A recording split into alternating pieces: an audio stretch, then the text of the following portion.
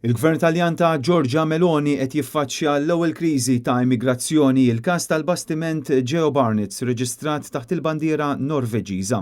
Dan il-vapur daħal fil-port ta' Katania fit-tmiem il-ġimgħa u mal-ewwel xell dibattitu nazzjonali. Sissa minn fuq il-Geo Barnets tħallew jinżlu 357 persuna. Dawn kienu nisa, tfal u persuni morda. Iżda fuq il-bastiment għad hemm maqbudin 215 l-immigrant. Il-Geo Barnets ma kienx l-uniku vapur bl-immigranti li daħal fi sqallija fl-aħħar 24 siegħa.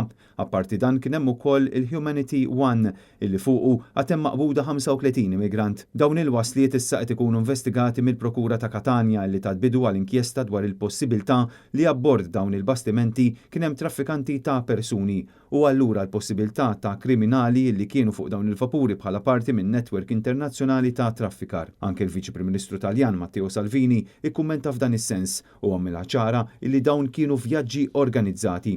Sorsi qed jgħidu li l-kriżi tal-immigrazzjoni f'dawn il-jiem se tkompli tolli rasa. B'rapporti indikaw li hemm vapur ieħor b'500 persuna abbord fiż-żona Sar ta' Malta. Barra l-kosta ta' Sqallija hemm anke żewġ vapuri oħra bl-immigranti, il-bastiment Rise Above ta' NGO Ġermaniża u l-vapur Norveġiż Ocean Viking.